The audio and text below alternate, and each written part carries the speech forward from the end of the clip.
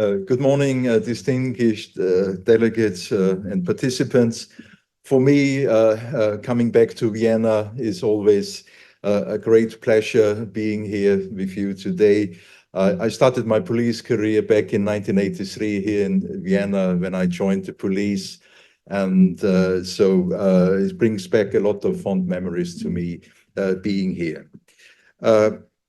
Today, you are more than 1,400 participants attending from all corners of the globe, representing several sectors related to financial crime. Tomorrow, for the restricted session, you will be more than 1,000 participants from 95 countries. These big numbers and the heterogeneity of the attendees gives us an idea of the relevance of the topic.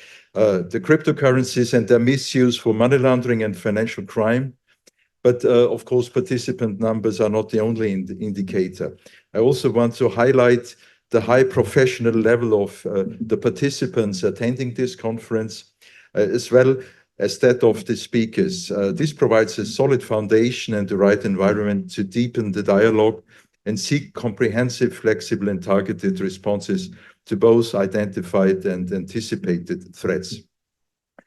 So this conference is one of the main deliverables and outcomes of the tripartite partnership that was established by Interpol, the Basel Institute on Governance, and Europol back in 2016.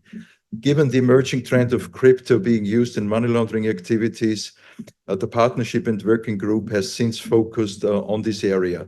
And I remember back in 2012, 2013 at Europol, we had first discussions on will virtual currencies be a means to launder criminal money, and we discussed first possibilities of freezing virtual currencies, Bitcoin at that time, and it wasn't clear to me that this will stay as a threat within the criminal finances. Today, of course, the situation has clearly changed, and the abuse of criminal use of virtual currencies is here to stay. The aim of this conference is to collect and share experience and knowledge on the criminal misuse of cryptocurrencies and to promote a network of practitioners and experts in this field. So the partnership continues to build on the network of practitioners by providing a common forum for both financial crime and cybercrime investigators, financial intelligence units, and asset recovery experts to identify case studies where cryptocurrencies were used for criminal purposes. And this is also how Europol works, and having all the actors together with the relevant representatives from the private and public sector, including the NGOs and academia. We deem it that important that it is even the motto of the new Europol strategy, delivering security in partnership. This year, the conference has the great support of the United Nations Office on Drugs and Crime. So we are very grateful for hosting the event at its premises in Vienna. And this is already the 8th edition. It started back in Doha in Qatar in 2017, and we had meetings organized in Basel, in Switzerland, the home city of the Basel Institute on Governance, and of course in The Hague, where Europol is based. During the COVID pandemic, we had to introduce an online format, and this has proven very successful, and so we are keeping it today. We know that a global and complex threat requires a global response, and you certainly know the saying, it takes a network to fight a criminal network. And with this conference, we are building this network and making it stronger. We want to give a professional, cross-cutting, flexible, and timely response, and this type of response is achieved when both the public and the private sector join efforts and make the best of their expertise.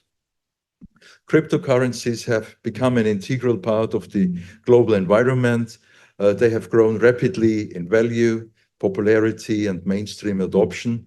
They have demonstrated the positive side of technological advancement and innovation, but they have also been recognized as a tool and opportunity by criminals.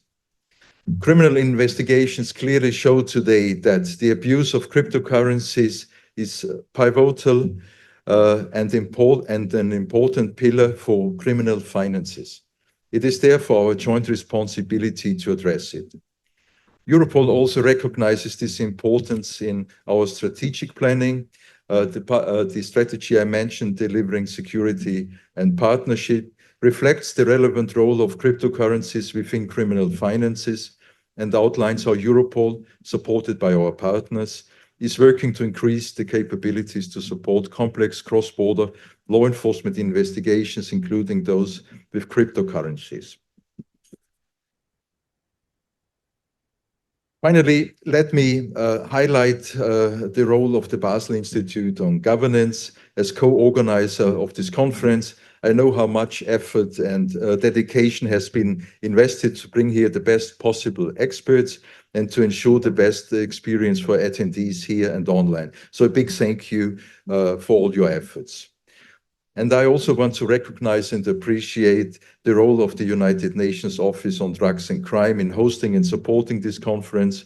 Europol has a long-standing cooperation with UNODC, and this conference is another proof of the high standards and commitment of this organization. My sincere thanks to you for being an excellent host and for all your support in the preparation of this event and during these days.